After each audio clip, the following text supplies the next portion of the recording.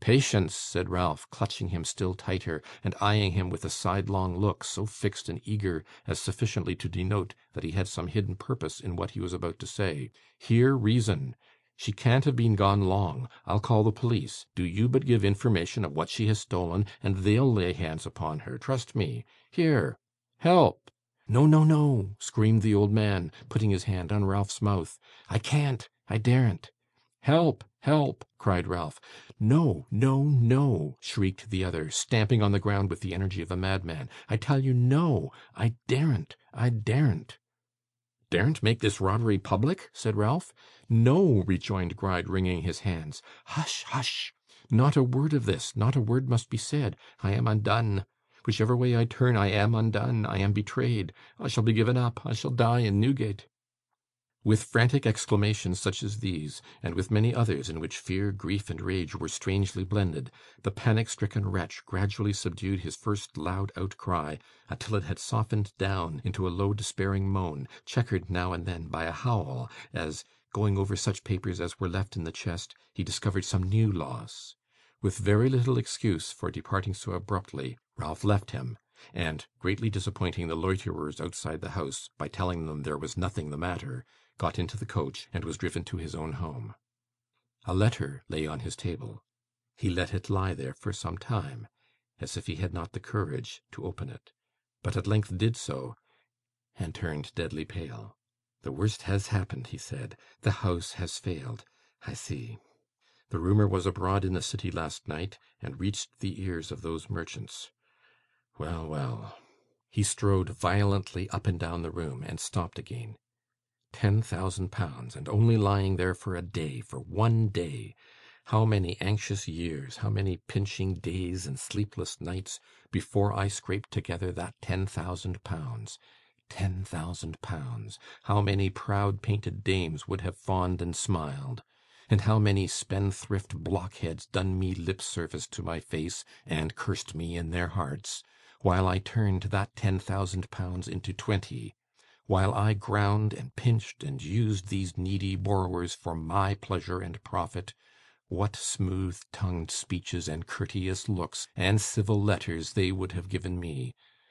The cant of the lying world is that men like me compass our riches by dissimulation and treachery, by fawning, cringing, and stooping.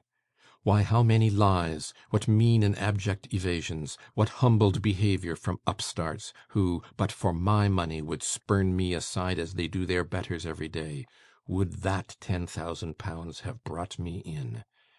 Grant that I had doubled it, made cent per cent, for every sovereign told another, there would not be one piece of money in all the heap which wouldn't represent 10,000 mean and paltry lies, told not by the money-lender, oh no, but by the money-borrowers, your liberal, thoughtless, generous, dashing folks, who wouldn't be so mean as save a sixpence for the world.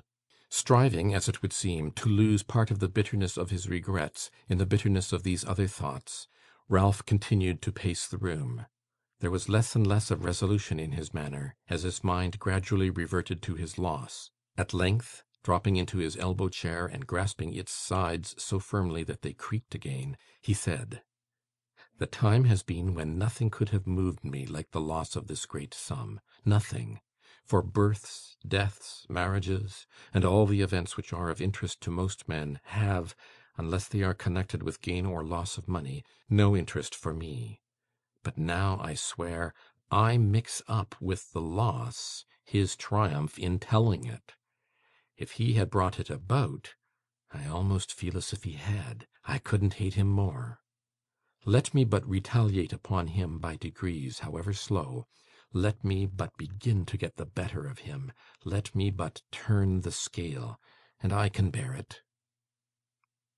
His meditations were long and deep.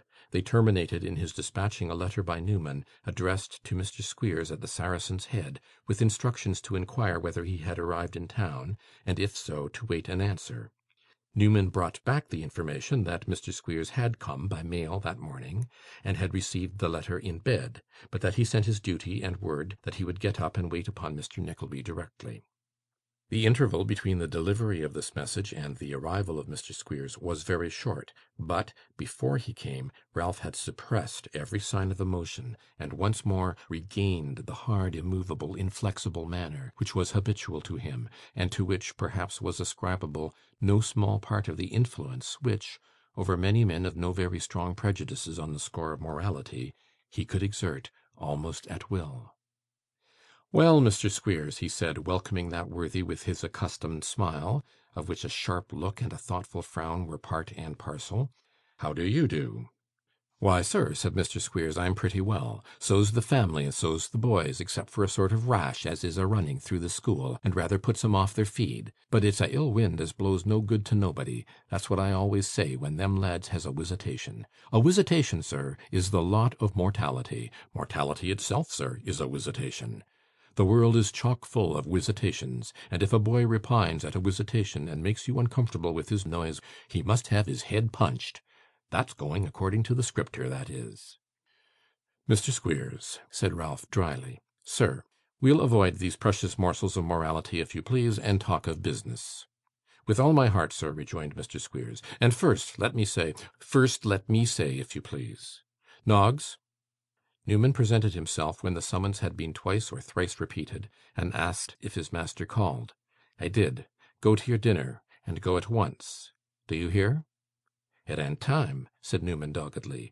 "My time is yours, and I say it is," returned Ralph. "You alter it every day," said Newman. "It isn't fair." "You don't keep many cooks, and can easily apologise to them for the trouble," retorted Ralph. "Begone, sir." Ralph not only issued this order in his most peremptory manner, but under pretence of fetching some papers from the little office, saw it obeyed, and, when Newman had left the house, chained the door, to prevent the possibility of his returning secretly by means of his latch-key. "I have reason to suspect that fellow," said Ralph, when he returned to his own office. "Therefore, until I have thought of the shortest and least troublesome way of ruining him, I hold it best to keep him at a distance." "It wouldn't take much to ruin him, I should think," said Squeers with a grin. "Perhaps not," answered Ralph, "nor to ruin a great many people whom I know. You were going to say?" Ralph's summary and matter-of-course way of holding up this example, and throwing out the hint that followed it, had evidently an effect, as doubtless it was designed to have, upon Mr. Squeers, who said, after a little hesitation, and in a much more subdued tone, "Why, what I was a-going to say, sir, is that this here business regarding of that ungrateful and hard-hearted chap, Snawley senior, puts me out of my way, and occasions a inconveniency quite unparalleled, besides, as I may say, making for whole weeks together Mrs. Squeers a perfect widder. It's a pleasure to me to act with you, of course." "Of course," said Ralph, drily. "Yes, I say of course," resumed Mr. Squeers, rubbing his knees. "But at the same time, when one comes, as I do now, better than 250 mile, to take a affidavit, it does put a man out a good deal, letting alone the risk." "And where may the risk be, Mr. Squeers?" said Ralph. "I said letting alone the risk," replied Squeers evasively. "And I said, where was the risk?" "I wasn't complaining, you know, Mr. Nickleby," pleaded Squeers. "Upon my word, I never see such a—" "I ask you, where is the risk?" repeated Ralph emphatically. "Where the risk?" returned Squeers, rubbing his knees still harder. "Why, it ain't necessary to mention. Certain subjects is best awoided. Oh, you know what risk I mean." "How often have I told you," said Ralph, "and how often am I to tell you, that you run no risk? What have you sworn, or what are you asked to swear, but that at such and such a time a boy was left with you in the name of Smike, that he was at your school for a given number of years, was lost under such and such circumstances, is now found, and has been identified by you in such and such keeping? This is all true, is it not?" "Yes," replied Squeers, "that's all true." "Well then," said Ralph, "what risk do you run? Who swears to a lie but Snawley, a man whom I have paid much less than I have you?" "He certainly did it cheap, did Snawley," observed Squeers.